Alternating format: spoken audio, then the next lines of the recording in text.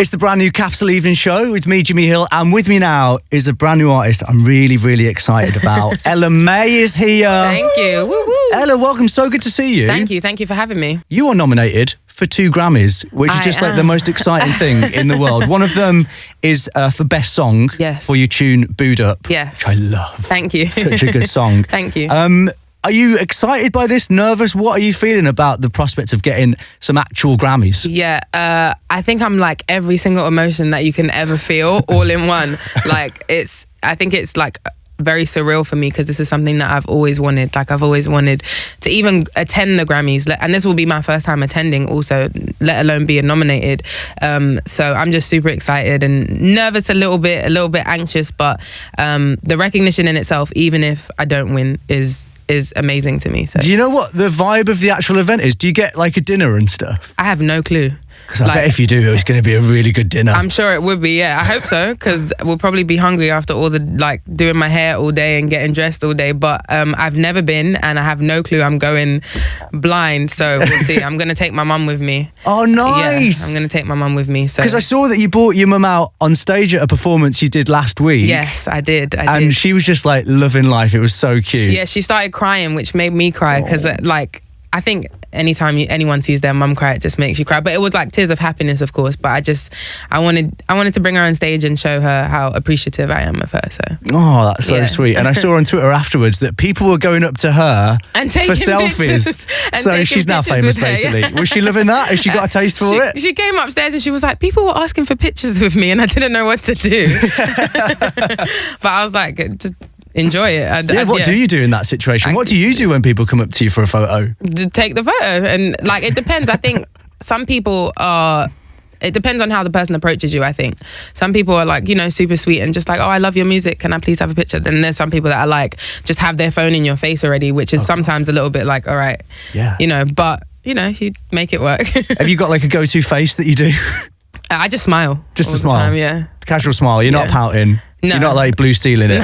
Just straight for the smile. Yeah. I like that. Well, you're going off on tour in Europe. Yes. Very exciting. Yes. Are you feeling like you're prepared physically, mentally? Are you drinking wheatgrass shots right now? Are you doing yoga? Like, how do you prepare for a tour?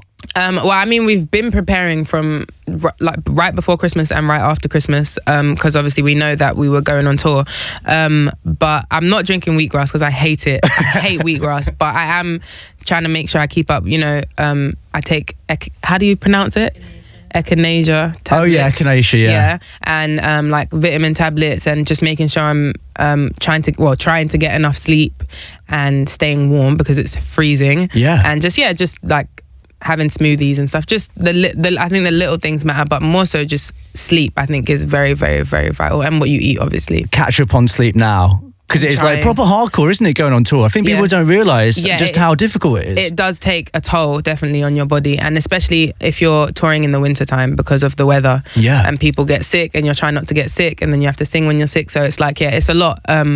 But the shows make it all worth it because it's so enjoyable. Yeah. So. Have you got a decent rider?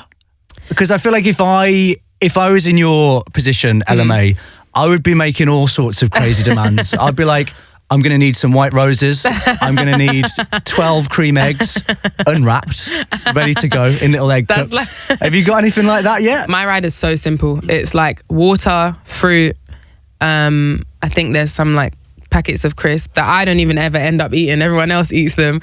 And ginger beer and tea. Make sure there's a kettle and some ginger tea or lemon tea or something. Oh, and nice. That's it. I'm very boring, clearly. Yeah, you need to get some good, like put some weird stuff on there. No, that's like, I don't want to be extra, and I don't need it. I don't want to make people go out and get stuff that is super unnecessary. Like, yeah. As long as I have my tea, I have my fruits, and I have my water, You're all good. You're all good. Yeah. You're so easily pleased. I like that. That'll all change. I'll speak to you next year, Ella, and you'll be like, yeah, I've gone for the cream egg things, but I make them take the filling out. So it's just the chocolate egg. Just the chocolate. So, Ella, you started out on Instagram doing little 15-second covers, and then you got discovered by this guy, DJ Mustard, yes. right? Are you now on Instagram looking for other people? Have you got an eye on new talent?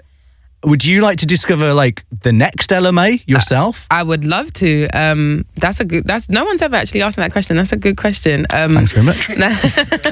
I would love to, but I think right now in the position that I'm in, I kind of don't even have a chance to think about discovering someone else yet. I think down the line I'll definitely and I see stuff on Instagram, of course, like we all do. And down the line I would love to, be able to say like, oh, I discovered this person, or try and help someone out, or just mentor someone. But for right now, I think my focus is definitely just continuing what I'm doing, and it's only really the beginning. Yeah. So yeah. Exciting times. Very exciting. Very exciting. Well, it's Monday night, Ella. Yes. And I'm wondering, I've got some big questions actually I'd like to ask. If we were to get a takeaway right now, what would you order? Indian. You'd go Indian, and what would you get off the menu? Well, I'm a pescatarian now, so okay. I don't know what I would get, because I don't feel like they do much fish. King prawn puri? We could do a king. Yeah, we could do a You're king. into that? I like madras. So when I used to eat chicken, I always used to order chicken madras. Always. Interesting. And I like sagaloo with some pila rice and some garlic naan. I'm very hungry. Oh my word. Clearly. Shall we actually order it now? Yeah, we should. But yeah, no, definitely Indian, because in LA there's not good Indian food that I've had anyway. No, and honestly, I've never been to India, so obviously I'm sure India is the best place to go for it. But England is second best on my list anyway. So yeah. Every time I come home, I have to make sure I have Indian. I'm exactly the same. I mean, not that I'm always in LA, but I do like a curry. Yeah. So that's the correct answer, Ella. Well done. What are we watching on Netflix? Are you watching anything at the moment? Do you have time to watch Netflix? Yeah, I do. I just watched Bird Box. This whole, everyone was going crazy over Bird Box. I've not seen it yet. What do you reckon? Is it any good? I really like A Quiet Place, which is very similar. It's a similar movie. It's with Emily Blunt and her husband, and it's about not being able to make noise, whereas Bird Box is about not being able to see something. So it's very similar concept, just two different senses. And I really, really like A Quiet Place. I think it was so well done that when I watched Bird Box, not that it's not good, because I think it still is, but because it's so similar to A Quiet Place, and I love A Quiet Place so much, I wasn't as thrilled as everyone was. I think people loved it, and I think if I hadn't seen A Quiet Place, I would have been like, wow, this is sick. Yeah. But just being able to compare the two, I really liked A Quiet Place. But that is the last thing I watched on Netflix, I think. Oh, I need to check it out. I do need to check it out. Ella, we got to talk about the Brits. You have been nominated. I have. For British Breakthrough Act, right? Huge. Which is massive. Huge. I was just looking at some previous winners. Mm-hmm. And Who Sam Smith's had it in the past. Mm-hmm. Ed Sheeran, Dua Lipa, S Club 7. Yes. Oh my God. Won the Best British Breakthrough Act a few years ago.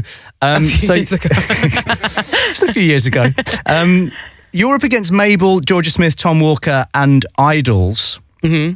I mean, firstly, massive congratulations. Thank you. It's an incredible award to be nominated for. Thank you so much. Do you know any of those guys you're up against?